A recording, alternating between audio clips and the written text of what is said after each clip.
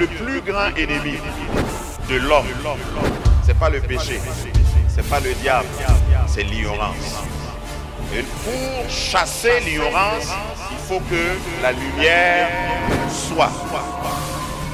Église évangélique Grâce Académie. Une église, une vision, un ministère évangélique. Une ambassade du royaume de Dieu, un peuple d'adorateurs, une église sans cloison, une voix prophétique, une vision pour sa génération. Nous prêchons et vivons l'évangile du royaume. Grâce Académie.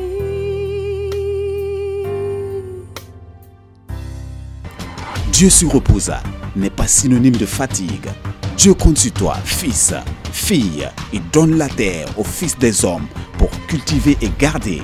Il donne la terre aux fils de l'homme pour dominer et régner. Il donne la terre aux fils de l'homme pour représenter son règne. Ainsi, la création attend avec un ardent désir la manifestation des fils de Dieu. 2021, année de la manifestation des fils de Dieu. Nous allons aller directement dans la parole de Dieu parce que mes chaussettes me grattent. J'ai dit que je ne fais pas des sermons, je transmets des messages. Et j'ai un message pour quelqu'un ce matin. Nous avons commencé dimanche passé, je crois, à parler des conditions pour la manifestation. Donc ce matin, si tu veux, tu peux mettre conditions pour la manifestation de. Personnalise ça, dit conditions pour ma manifestation de. Parce que le thème central, je vous le rappelle pour l'année, pour ceux qui nous prennent en cours, c'est la manifestation des fils de Dieu. Pour être fils, il faut que tu te manifestes. Et si tu ne te manifestes pas, tu n'es pas encore pleinement fils. Et nous avons donné 4 conditions. Je suis déjà en train de prêcher. En rappel, nous avons donné 4 conditions pour que tu puisses bien t'établir et te retrouver dans ce que nous allons dire aujourd'hui, parce que c'est le 2. Nous avons dit, la première condition, c'est la nouvelle naissance. Il faut naître de nouveau. Si tu veux te manifester, il faut d'abord naître de nouveau. Deuxième condition, nous avons dit qu'il faut avoir la foi en Christ. Troisième condition, nous avons dit qu'il faut vivre selon l'Esprit. Vivre selon l'Esprit, Galates 5, 16. Et la quatrième condition que nous avons donnée, c'est la maturité. Il faut que tu deviennes fils. Il faut que tu deviennes responsable. Il faut que tu deviennes mature. Si tu n'es pas mature, si tu n'as pas grandi, si tu n'es pas responsable, tu ne peux pas te manifester. Parce que Dieu n'accompagne pas ceux qui sont enfants. Dieu aime celui qui est enfant. Dieu aime tous ses enfants, mais il est fier de ses fils et de ses filles. Amen. Il y a une différence, je l'ai souligné, il y a une différence entre la joie du père qui voit son enfant naître et la joie du père qui voit ce même enfant devenir adulte et qui reçoit son diplôme de doctorat. Et il prend photo avec son enfant. Vous allez voir que sa poitrine là se bombe plus que d'habitude. Et ses épaules sont plus carrées que d'habitude. Quand tu es à côté de ton fils, dans sa toge, et puis il reçoit son doctorat, même si toi tu n'as pas été à l'école, comment? On peut lire ça sur ton visage. Et puis tu veux qu'on te voie avec ton fils. Ou bien, peu importe comment toi tu es habillé, tu insistes pour qu'on te voie avec ton fils. Alléluia. Que Dieu te donne cette fierté-là. Parce qu'il y en a qui ont eu la joie de l'enfantement, mais ils n'ont pas eu la fierté de parents. Et quand tu deviens adulte, si tu atteins un certain âge, ce après quoi tu soupires, c'est vraiment d'être fier, de voir ton fils que tu as mis au monde, pour qui tu as souffert, pour qui tu as consenti les sacrifices, être diplômé. Et que tu sois à côté pour le voir. Amen. Et c'est ce que Dieu veut et c'est ce dont nous parlons quand nous parlons de manifestation des fils de Dieu. Ce matin, je voudrais, et j'avais promis dans la première partie que nous voulons parler en détail. Je vais aborder ces 4 conditions en détail au cours de l'année. Et aujourd'hui, je parle du premier point, qui est une condition sine qua non. Ça ne veut pas dire que j'aime particulièrement le latin, mais c'est un mot qui veut dire seulement une condition indispensable. Pour être en pleine manifestation, il faut d'abord être fils. Être fils. Et être fils inclut être fille, c'est-à-dire être mature, avoir une filiation directe. Sur le plan naturel, on reconnaît que quelqu'un a un fils ou bien on reconnaît que quelqu'un est fils de quelqu'un juste déjà par la ressemblance. Si on a besoin de faire un test ADN avant de déterminer de qui tu es fils, c'est déjà bizarre. Moi, je sais qu'il y a des enfants, quand ils naissent, il suffit de regarder dans le quartier. On va voir son père. Puisqu'il y a des gens qui sont irresponsables, qui veulent nier, qui disent, moi, je ne suis pas responsable. Mais quand on regarde l'enfant, et puis on lève les yeux, on regarde, on verra son père. Genèse 1, 26 déjà nous rappelle que Dieu nous a créés à son image. Il nous a créés selon la ressemblance de lui-même. Pourquoi? Parce qu'il nous voulait fils. Il voulait que nous soyons à son image. Tu es à l'image de qui? Ça ne ment pas. Si tu es à l'image, si tu es enfant de Dieu, tu dois refléter l'image de Dieu. L'année passée, j'ai fait toute une série de plusieurs études sur l'image de Christ. Être à l'image de Christ, c'est le plus grand défi du chrétien, c'est le plus grand objectif du chrétien. Tu ressembles à qui? La nouvelle naissance doit t'amener à ressembler à Christ. Ceux qui sont nés de Dieu, nous dit 1 Jean, ne pratiquent pas le péché. Si tu es né de Dieu, tu ne peux pas baigner dans le péché. Tu ne peux pas aimer le péché. C'est contre ta nature.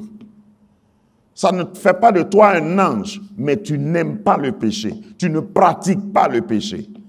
Le péché et toi ne peuvent pas cohabiter. Tu as en toi la nature de Dieu. Si tu es un fils, tu n'as pas besoin qu'on t'exhorte pour que tu ne pêches pas. Tu n'as pas besoin qu'on te soutienne pour que tu viennes à l'église. Tu n'as pas besoin qu'on te courtise pour que tu viennes à l'église. Tu aimes la présence de Dieu. Tu dis comme David, le zèle de ta maison me dévore. Et ça, c'est pas seulement dimanche. Tu t'intéresses à ce qui se passe dans la maison de Dieu, d'où tu relèves. C'est pas seulement dimanche. Parce que cette maison est ouverte 24 heures sur 24. Ça, c'est une information pour quelqu'un. Dimanche, là, c'est un culte que nous mettons ensemble et nous adorons. Mais tous les jours de la semaine, il y a quelque chose qui se passe ici. Et il y a des grands rendez-vous, des rendez-vous centraux au cours de la semaine, en plus de dimanche. Donc, ce qui caractérise le Fils, c'est le fait qu'il appartienne à une maison donnée, à une famille donnée, et qu'il ressemble à son Père. Ça, c'est pour dire simplement, et je peux dire davantage. Qu'est-ce que nous pouvons tirer comme application dans ce principe ou dans cette condition sine qua non? Notre première lecture ou notre lecture de base, je vais parcourir quelques versets pour étayer ce que je vais dire. 1 Samuel 17, verset 57. 1 Samuel 17, verset 57. Si tu connais ta Bible, chaque fois qu'on dit 1 Samuel 17, tu penses à qui? David et Goliath. L'histoire, la manifestation de David a commencé dans 1 Samuel 17. Il est né plus tôt. On parlait de lui déjà dans les premiers chapitres de 1 Samuel. Mais lorsqu'on arrive au chapitre 17, c'est là où il s'est manifesté. Il y a eu des chapitres, il y a eu des années avant 2021 où on a parlé de toi. Mais on disait, tu es né, tu es un enfant, tu es un bébé, tu es mignon. Mais en 2021, je t'annonce que c'est ton chapitre 17 de 1 Samuel où tu dois te manifester. Et je vois en esprit que quand tu as commencé à te manifester, tu tiens dans ta main la tête d'un Goliath. Parce que si ton Goliath est toujours vivant, tu ne manifestes pas encore. Il faut que tu le décapites et que tu tiennes sa main. Lisons. Et quand David fut de retour, après avoir tué le Philistin, il s'agit de Goliath, Abner le prit et le mena devant Saül. David avait à la main la tête du Philistin, Goliath. Verset 58. Saül lui dit, « De qui es-tu fils, jeune homme ?» Est-ce que tu peux demander à ton voisin, pour moi, « De qui es-tu fils ?»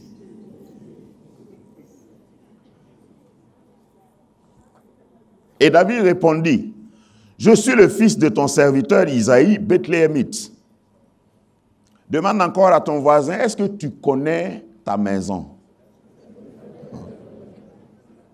C'est très important. Le signe que tu es un vrai fils, tu connais ton adresse. Tu sais où est-ce que tu pars répondre. Amen.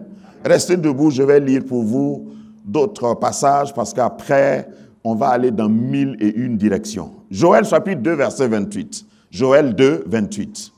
Joël 2, 28. C'est vrai que c'est vers le Nouveau Testament, mais ce n'est pas après Matthieu.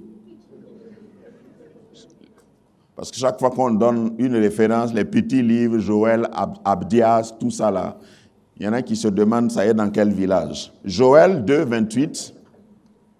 Si tu n'as pas trouvé, lis au tableau. Après cela, je répandrai mon esprit sur toute chair. Les premières personnes sur lesquelles je vais répandre mon esprit, c'est qui? Vos fils et vos filles prophétiseront. Vos jeunes gens auront des... Non, c'est ça? Vos vieillards auront des songes et vos jeunes gens auront des visions. Je vais revenir là-dessus tout à l'heure, il y a tellement de révélations dedans. Psaume 82, ça c'est facile à trouver, c'est au milieu de la Bible. Psaume 82, 6, 7. Psaume 82, 6 à 7. Tout ça c'est Dieu qui parle dans Joël comme dans ce passage. Verset 6, j'avais dit, vous êtes des dieux. Vous êtes tous des fils du Très-Haut. Cependant, vous mourrez comme des hommes. Vous tombez comme un prince foufafou quelconque. Seigneur, ouvre nos yeux à nouveau sur ces passages. Tu as quelque chose, tu as un trésor que tu veux nous révéler avec humilité, sans fausse prétention, sans idée préconçue. Nous libérons nos cœurs, nos pensées pour que tu nous enseignes. C'est ta parole qui peut nous libérer, nous affranchir, nous transformer. Et c'est pour cela que quelqu'un est venu ce matin, que je disparaisse pour que ta parole retentisse. Seigneur, que ce trésor, ce vase de terre libère le trésor que tu as mis en moi, que ta grâce nous couvre tous dans cette salle, au nom de Jésus. Amen. Reprenez vos places, merci. Être fils. le sens ou la teneur de ta victoire émane de qui tu es fils. Il y a des victoires ou il y a des choses que tu ne peux pas avoir si tu n'appartiens pas à certaines familles. Même si tu cherches, tu ne peux pas. En réalité, on ne devient pas roi, on est roi. Je ne sais pas si tu connais ça. Un roi n'est pas recruté, n'est pas voté. Un roi naît prince, il grandit, il devient fils et il monte sur le trône. Si toi, ton projet, tu n'es pas né dans une famille royale, mais ton projet, c'est de devenir roi, on risque de t'assassiner. Qui sait de quoi je parle? Parce que tu peux peut-être travailler à côté du roi, mais tu ne peux pas devenir roi. Pour devenir roi, il y a une condition. Il faut que tu sois d'abord le fils du roi. Il faut tout faire pour rester dans la famille du roi. Il faut tout faire pour respecter les règles royales. Obéir à ce qui appartient à la royauté. Pratiquer, t'éduquer selon la royauté. C'est ce que cette condition la renferme. Pour pouvoir te manifester, il faut que tu sois Bethléemite. Jésus est né où? Il est né à Bethléem. Quand nous parlons d'être fils, l'application spirituelle, c'est de naître de nouveau, c'est d'être en Christ, c'est recevoir Christ. Et dimanche passé, je vous ai dit qu'il n'y a pas eu une école pour la nouvelle naissance. Tu ne peux pas aller dans une école recevoir un certificat de nouvelle naissance. Tu ne peux pas t'appliquer, te discipliner, entrer dans une méditation transcendantale ou extra-terrestre pour devenir né de nouveau. Naître de nouveau, il faut recevoir Christ seulement. En dehors de Christ, il n'y a pas de nouvelle naissance. À tous ceux qui l'ont reçu, à ceux qui croient en son nom, au nom de qui? Jésus, elle a donné le pouvoir. Jean chapitre 1, verset 12. Elle a donné le pouvoir de devenir enfant de Dieu. Est-ce qu'il y a des enfants de Dieu dans la salle? Quand tu es enfant de Dieu, tu n'as pas besoin que quelqu'un le prouve. Tu le sais. Tu sais que tu es enfant de Dieu. C'est une étape. Il faut, après avoir été enfant de Dieu, devenir fils. Et devenir fils, là, ça ne dépend pas du père. Allô? Pour que tu sois un fils, ça ne dépend pas du père. Pour que tu sois un enfant, ça dépend du père. Mais pour que tu deviennes fils, ça dépend de toi. C'est toi qui te comportes en fils. C'est toi qui grandis. C'est toi qui crois dans ta connaissance. C'est pourquoi certains d'entre nous, nous aimons la parole de Dieu. Nous venons toujours au pied de la parole. Nous cherchons la face de Dieu. Parce que tu n'as pas fini de devenir fils. Il y a des différentes catégories. Il y a plusieurs catégories dans le statut de fils. Quand tu es un fils, il y a des responsabilités qu'on te confie. Et le sérieux de tes responsabilités, c'est ce qui détermine la qualité de ton statut de fils. À certains fils, on les envoie seulement dans la boutique du quartier. Et on leur dit, il faut aller m'acheter une boîte d'allumettes. Et puis quand il revient, avec la boîte d'allumettes, il est tellement fier. Ouais, j'ai pu acheter une boîte d'allumettes. Mais il y a d'autres fils qu'on envoie très loin, pour plusieurs jours, plusieurs années. Pourquoi? Parce qu'on a confiance en eux. Parce qu'ils ont atteint un niveau où le Père, n'oubliez pas que nous avons un Père. Le Père peut leur faire confiance. Il y a d'autres enfants, on n'ose même pas les exposer. Et le Père, pour montrer son amour, il les protège toujours. Les protège. Dans une famille, il y a des enfants qui peuvent commencer à pleurer. Et si tu leur demandes pourquoi tu pleures, ils disent, il faut dire aux moustiques de ne plus chanter dans mes oreilles. C'est juste la raison pour laquelle l'enfant pleure. Et il y en a qui pleurent quand tu leur demandes, certains enfants parmi les enfants, ils sont enfants de Dieu, hein, mais quand ils pleurent et tu leur demandes pourquoi tu pleures, ils disent, c'est pas mon grand frère qui me regarde, non. Le grand frère le regarde et puis il pleure, il se plaint. On ne peut pas envoyer ces enfants-là. Parce que s'il sort, il va te honnir. Qui a déjà eu honte à cause d'un enfant? Bon, ne lève pas la main. Puisque certains d'entre nous, nos enfants sont à côté, ils nous regardent. Mais ton enfant peut te mettre la honte. Et puis tu es assis, tu dis, vraiment... Donc, pour éviter cette honte, certains parents n'envoient pas leurs enfants. Ils préfèrent aller eux-mêmes. Parce que si j'envoie cet enfant-là, il ne peut pas aller en public. Si j'amène cet enfant-là au mariage, quand il va voir le riz gras, là, il va commencer à pleurer devant tout le monde.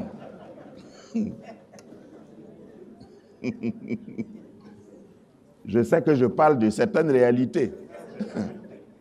Donc, à cause de ça, on cache certains enfants. Allô? Est-ce que Dieu ne cache pas certains? Parce qu'il ne peut pas avoir, s'il ose. Je ne dis pas que tu peux mettre la honte à Dieu, mais tu mets la honte à l'Église.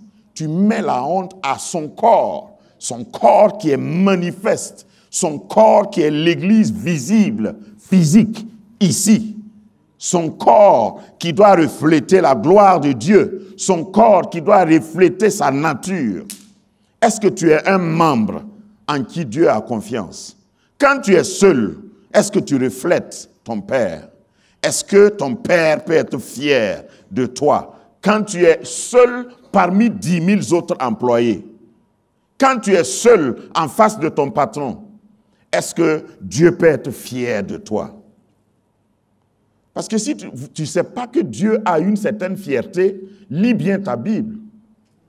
Dieu parle de certaines personnes avec fierté. Par exemple, de Job, pour ne citer que Job, ce cas, Dieu était tellement fier de son fils Job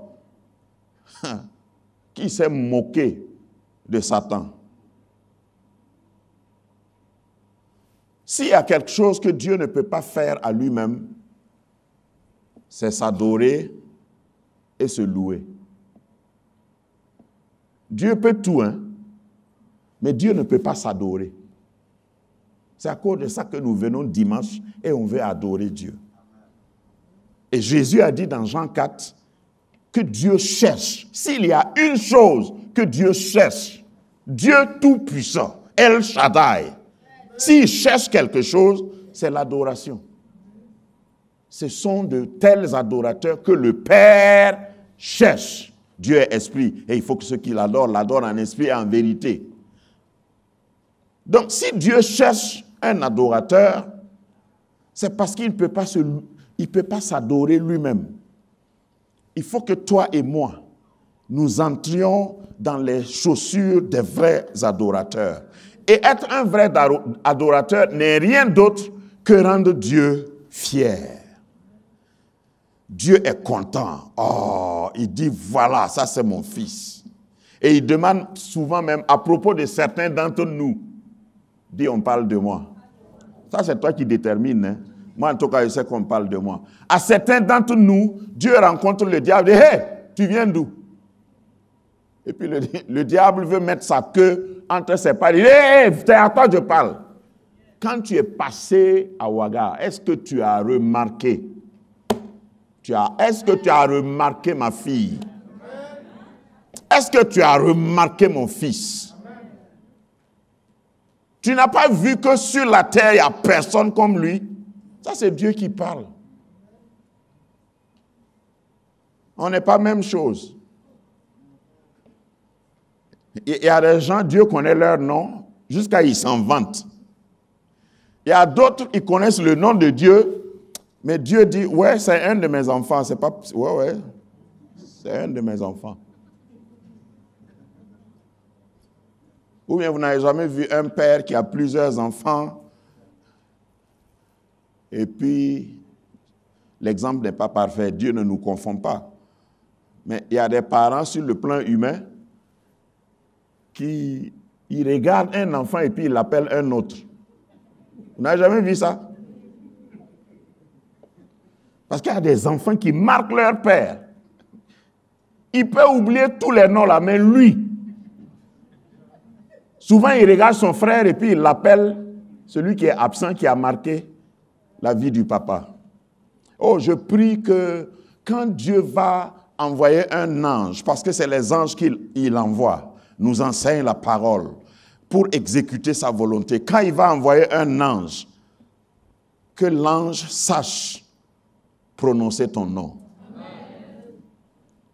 Parce que au ciel, là, les anges causent de nous. Les anges n'ont pas d'autre activité que d'adorer Dieu. Il y a une classe d'anges qui adorent Dieu, qui sont autour du trône de Dieu. Et il y a les anges messagers qui font la liaison entre le ciel et la terre, entre les hommes et Dieu. Et puis si tu n'es pas populaire au ciel, quand les anges viennent, tu compliques trop leur mission. Être populaire au ciel veut dire aussi être populaire en enfer. Je vais t'expliquer ça. Oh, je vais t'expliquer. Un jour, il y a quelqu'un qui a essayé de chasser des démons. Et il est arrivé, il dit, au nom de Paul, au nom de Christ que Paul prêche, sors! Le démon a parlé ou bien il n'a pas parlé? Ça veut dire que Paul était populaire en enfer. Les démons ont dit, ah, nous on connaît Christ. Il est très populaire en enfer. Ça ne veut pas dire qu'il est en enfer, mais on connaît son nom à cause de ce qu'il fait sur la terre. Et à cause de sa place au ciel, nous on connaît qui est Christ. On connaît aussi son serviteur Paul. Mais toi là, nous n'avons jamais entendu parler de toi. Vous êtes d'accord maintenant avec moi? Moi, je suis connu au ciel et je suis craint en enfer. Je suis populaire mais craint. Il faut que quand on prononce ton nom, même quand les sorciers prononcent ton nom, puisque les sorciers n'ont pas de pouvoir, leur pouvoir, c'est les démons. Quand ils vont prononcer ton nom dans un couvent, il faut que les démons démissionnent. Il dit, si c'est lui, oh pardon, lui là. Donc c'est lui là que tu vas attaquer. Nous, on n'est pas dedans. On n'est pas ni aujourd'hui, ni demain. C'est possible d'atteindre ce niveau. Quand tu es fils, Dieu te connaît. Dieu s'en vante. Amen. Venons à notre exemple typique. Quand David est né, déjà il y a des écritures, il y a des passages bibliques qui décrivent comment il était différent. Même son teint était différent. Et puis, quand les gens venaient, le pauvre Isaïe, son père, avait des difficultés pour identifier, enfin, pour le présenter. Vous savez qu'il y a aussi des visiteurs curieux. Lui là aussi, c'est ton fils? Pourquoi tu t'attardes sur lui?